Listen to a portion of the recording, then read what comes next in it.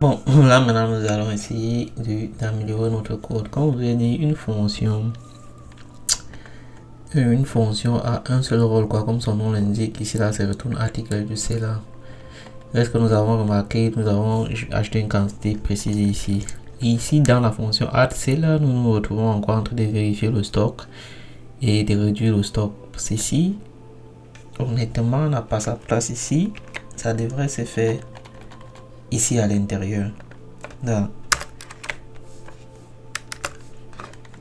Retourne article de C là.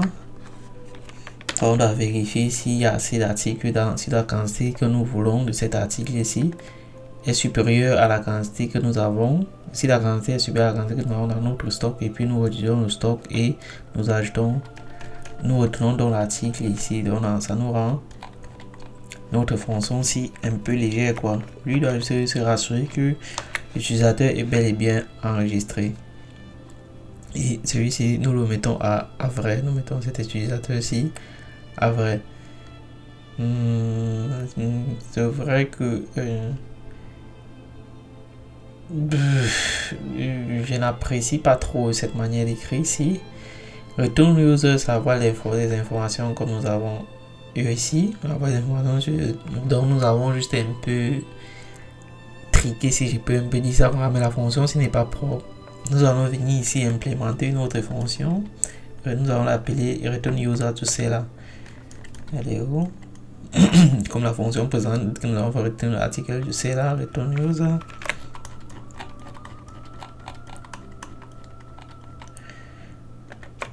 Nous pouvons venir ici, nous allons faire transform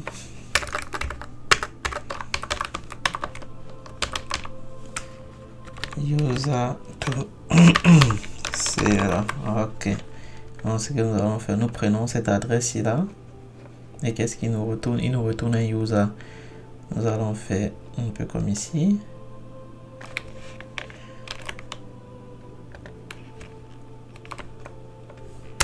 Et ce que nous allons faire, nous allons prendre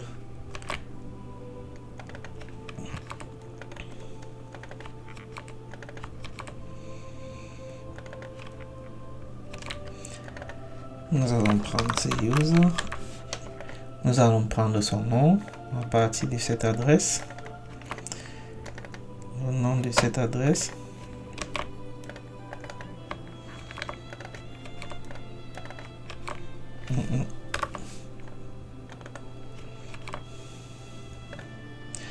Nous allons prendre son ID. Il y avait le nom. Nous allons prendre son ID. Nous allons prendre son adresse. S'il a enregistré, nous allons aussi vérifier. Nous allons aussi prendre le statut.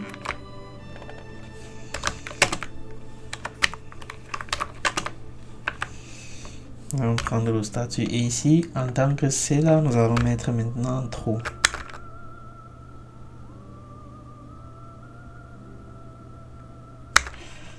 C'est vrai que j'ai confondu l'endroit, c'est pas ici que nous allons faire tout ça. C'est plutôt ici en bas, désolé. Donc nous allons prendre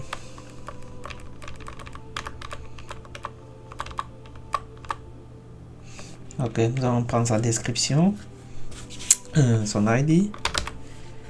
Et cette adresse, nous allons prendre son statut pour voir si c'est enregistré.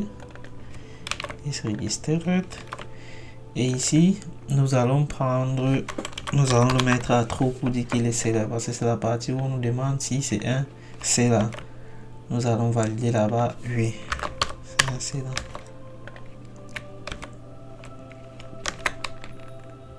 Vous voyez, donc nous avons pris le nom, nous avons pris l'ID, nous avons vérifié s'il est enregistré et puis nous avons mis en tant que C là. Je crois que cette fonction-ci est mieux. Ici, ok.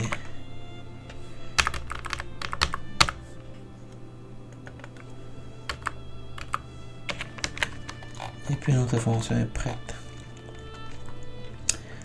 Maintenant ici, à remove C là. C'est vrai que nous avons enlevé le C là. Mais en enlevant le C là, nous avons oublié nous le supprimons juste dans le CELA mapping, mais il reste un utilisateur. Mais nous avons oublié que nous avons transformé l'adresse de CELA, cette adresse là en user. Nous avons transformé cette adresse. Attendez un peu. Et nous avons transformé cette adresse là en true. Donc le user n'est plus un simple user, il devient CELA. C'est vrai que nous avons supprimé dans le mapping de CELA, mais il reste un utilisateur quoi. Il reste un CELA. Malgré qu'il ne soit plus dans la liste de CELA, ce qui est faux, nous devons aussi le mettre en faux ici là quoi. Donc ce qu'il me reste à faire, c'est remove CELA. Quand j'arrive ici, quand je le retire, il vient prendre cette adresse-ci. Le user de cette adresse, il est où?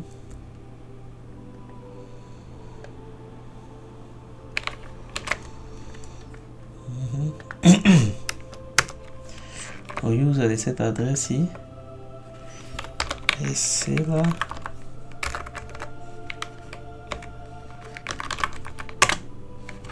Et je le mets à false. Ok, donc je crois que notre problème est ainsi résolu. Donc quand nous avons supprimé le vendeur, nous l'avons non seulement supprimé dans la liste des vendeurs, mais nous l'avons transformé en simple utilisateur quoi. Donc je crois que ce problème là est aussi résolu.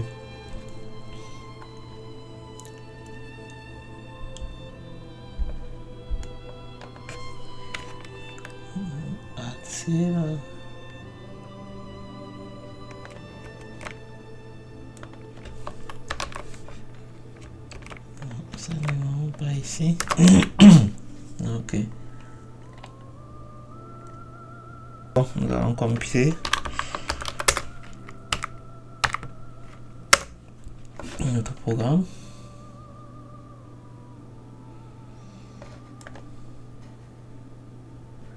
Il attend 5 arguments. Qu'est-ce que j'ai oublié? 1, 2, 3, 4, 5. Le nom, l'ID, l'adresse. Le nom, l'ID, l'adresse. Je crois que j'ai oublié l'adresse. Le nom, l'ID, l'adresse.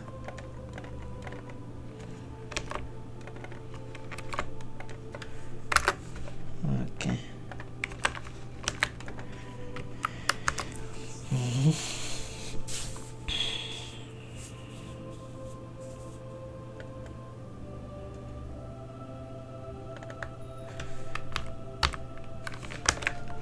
Ok, parce que dans la fonction, bon, les views c'est des fonctions qui n'apportent aucune modification quoi. Et vu que la fonction est view mais elle comporte une fonction qui apporte une modification, de manière globale notre fonction retourne cela ne peut plus être view. C'est l'erreur que nous avions tout à l'heure. Donc elle est aussi corrigée. Donc on fait attention, c'est vrai on ne peut pas tout maîtriser. Il y a toujours ces petites erreurs là que de temps en temps le compiler nous montre quoi. Et c'est aussi bien. Donc c'était un peu cette erreur ici. Reduce apporte une modification. Pourtant nous avions dit que notre retourne article de cela est une fonction view quoi, ce qui n'était pas déjà vrai, ce qui ne pourrait pas être vrai. D'accord, nous allons reprendre notre train quotidien, entrons dans la console.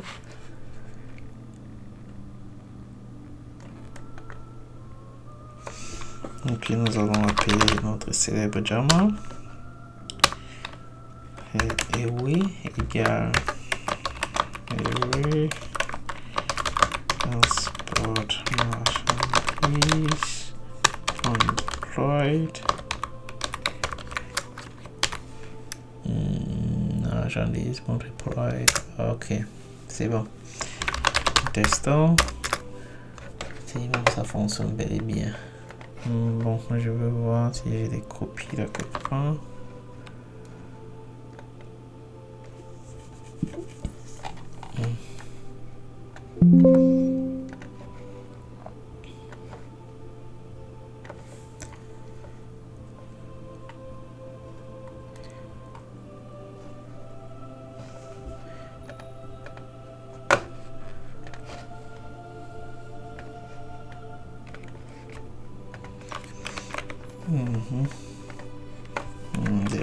puis là quelque part on va nous faciliter les choses et plutôt add là ici, add user Esma, add user va notre utilisateur Jamal 0.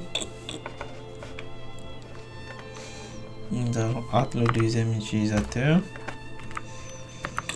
Nous allons juste changer l'adresse. Et puis X.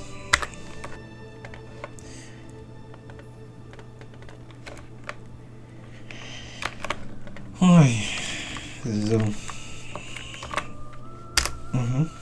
Nous avons ajouté deux utilisateurs. Bon, nous allons vérifier ici. Return all user. Nous avons deux utilisateurs. Ok. Nous allons add là.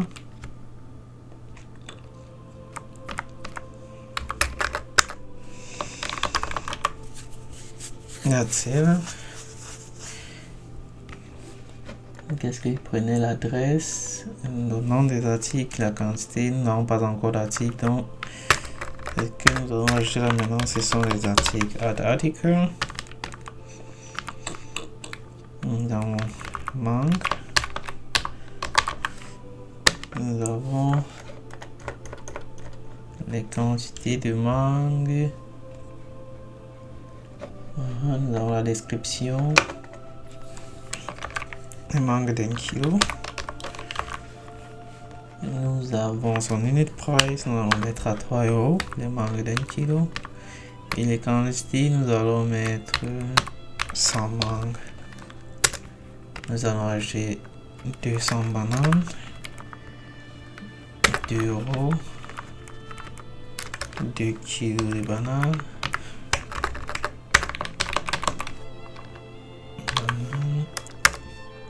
Nous avons 200 bananes. Là maintenant nous pouvons ajouter un seller.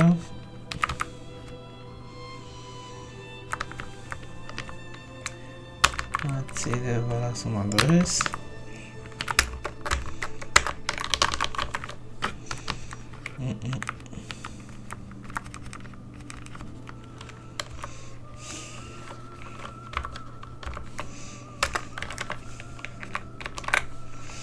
Voilà son adresse. Article name banane. La stock, nous allons lui mettre 10 bananes. Et puis c'est bon.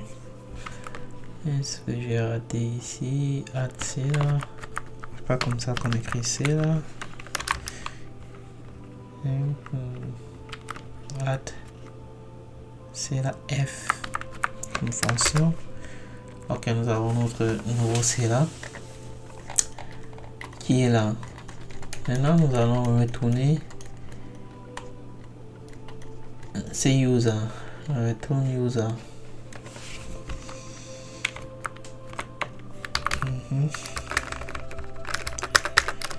On va d'abord retourner c'est là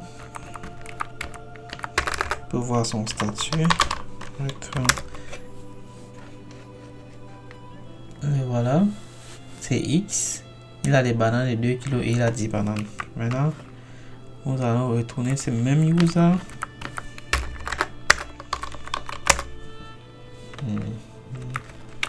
Pas comme ça qu'on écrit user.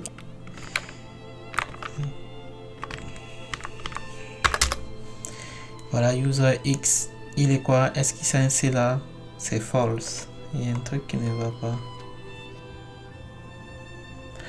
Ah ok, je vois ce qui se passe. Ça veut dire que dans le mapping des sellers par exemple, dans le mapping des users, lui, ce n'est pas un seller. Et dans le mapping des sellers, lui c'est un user. Ça veut dire quoi? Ça veut dire que... Ah, je me suis planté. Bon, ce que nous allons faire, c'est nous allons sortir, exit. Nous allons revenir ici, nous allons mettre ce monsieur-ci ici comme ça, puis nous allons le mettre là, à trop ici.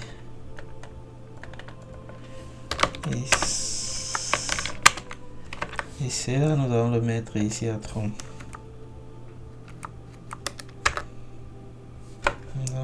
c'est pas view. D'accord, nous allons le mettre là à trou. Nous allons recompiler.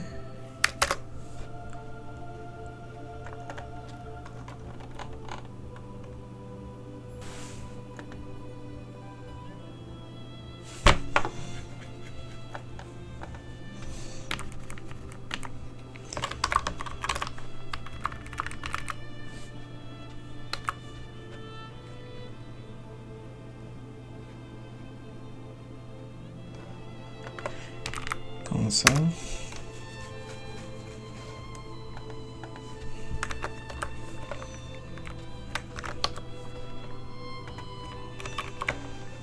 Ok, notamment, regarde wait, transport, marchandises, compte deployed.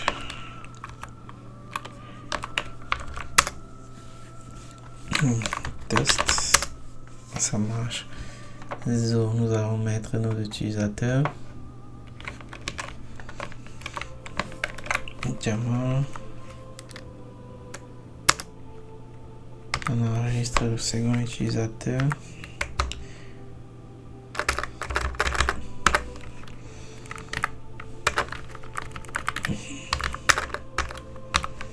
Hannibal. Le second user était celui-ci.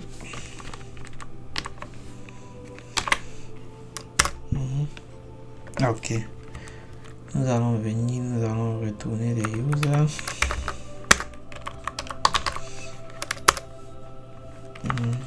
Retourne user F, c'est ça non? Ok. Retourne-moi ces users. Hannibal. C'est un C là, c'est faux. Maintenant nous allons ajouter nos mangues. Maintenant, je vais faire des copies and paste ici.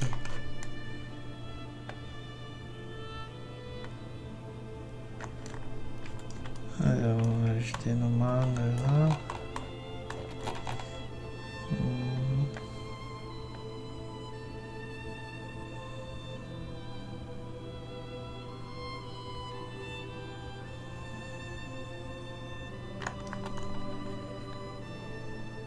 Ok.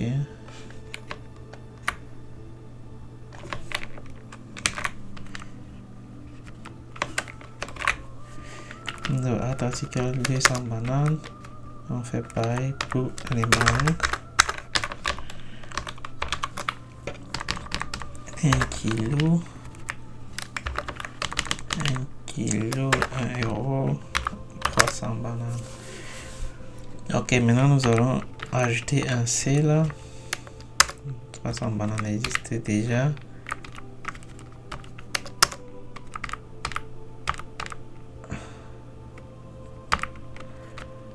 Add C là.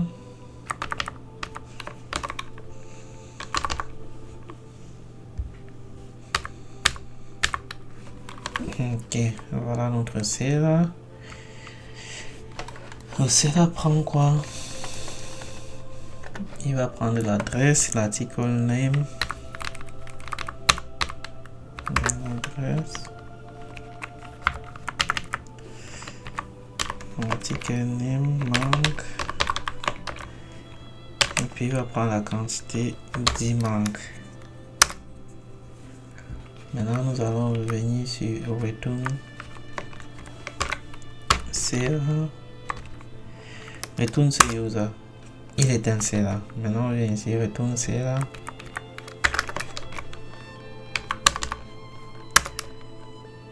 C'est aussi un C là, quoi. Il a les mangues. C'est voilà, son nom d'utilisateur, voilà, ses articles clients. Maintenant, nous allons retourner all les users.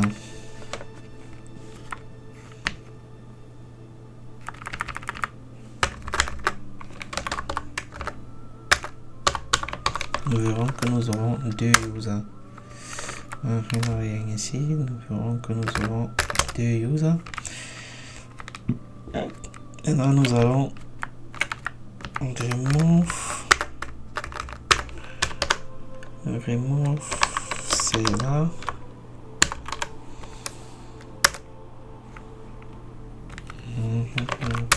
Ici. Ok, nous avons enlevé. Nous revenons all user. Nous avons 2 users. Maintenant, retourne. C'est là, il n'existe pas. 0, 0, nous avons 0, 0 partout. Nous pouvons aussi implémenter une fonction qui dit que, ok, si le C là n'existe pas, nous disons aussi qu'il n'existe pas. Ça, ce sont toujours des améliorations que vous pouvez faire pour nous éviter tout ce code ici là, quoi. On peut aussi faire ça plus tard. Donc, nous allons mettre ça comme exercice. C'est une fonction où on require pour dire que, ok, si le user n'existe pas, il dit juste que le user, si cela n'existe pas, point. Donc maintenant, nous allons tester, retourne maintenant ce user pour voir si maintenant il va aussi retourner ce user pour voir s'il sera maintenant un simple à la partie de cela, ça va nous mettre false. Et c'est le cas. Donc on peut dire que nous avons bien implémenté. Donc ici, ce que j'attends de vous, retourne-moi cela de cette adresse-là. Dans le mapping, il faudrait que nous puissions vérifier déjà si c'est cela ici là porte le nom de cela avant de retourner au cela. Si la partie ici là est yes et true, alors nous retournons au cela. Sinon, dans le cas contraire, il n'existe pas. C'est pas un cela. Non, pas besoin de renvoyer des réponses. Donc, je vous laisse faire ce travail là à la prochaine. Donc, dans la prochaine vidéo, j'aurai déjà implémenté cela. Vous n'aurez qu'à vérifier votre opération si elle est bonne. Donc, on se voit à la prochaine.